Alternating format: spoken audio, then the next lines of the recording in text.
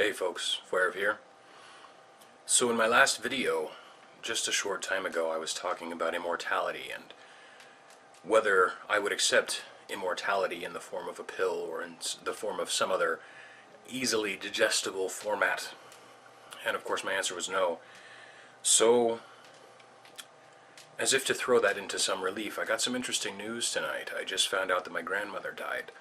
Now, this was not an unexpected thing. She had been ill.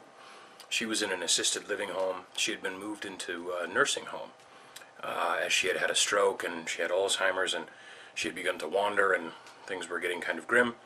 And so in the wake of her stroke, she was starting to get better, but she wasn't very lucid, and so we were very worried about her.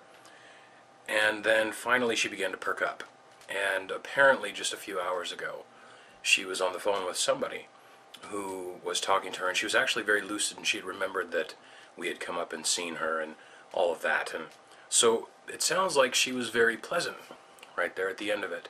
And then an event, probably another stroke, came and took her right out. So actually, I guess this relates back to another video I made some time ago.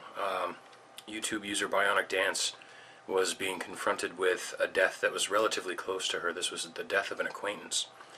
And my response was that as an atheist, as a non-religious person, as a person who doesn't believe in life after death or the eternal soul or any of that, how do you deal with death?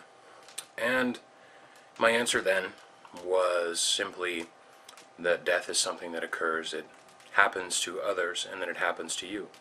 When it happens to others, it washes over you and it changes you, or you do your level best, as I think I've seen many religious folks do, to quash it, to squash it, to prevent it from really going through you and changing you. I was at a funeral a while back for somebody else, and the pastor said a lot of interesting things. This was a Christian funeral, open casket, no cremation, body in the ground sort of thing.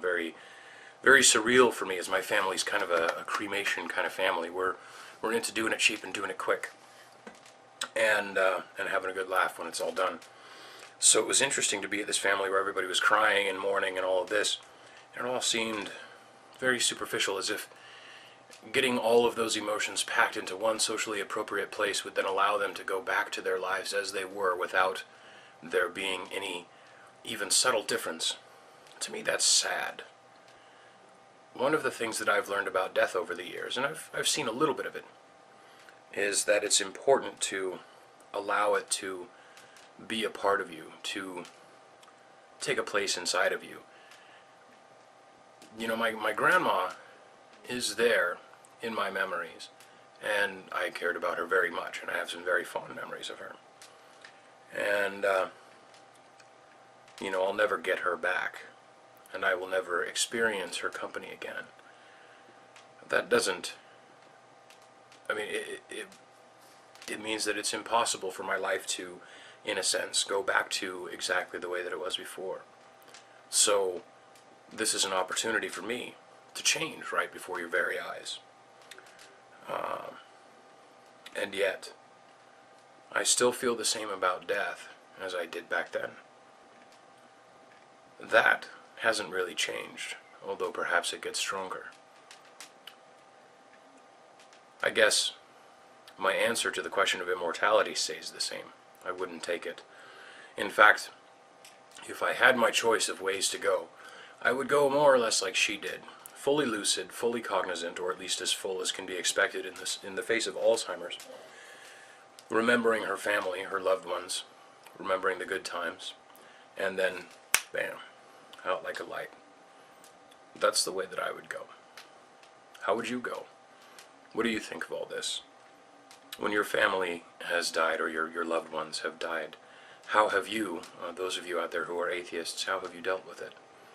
What are your opinions on the subject? I'd love to hear about it. Hope to hear from you soon. Thanks. Take care. Good luck.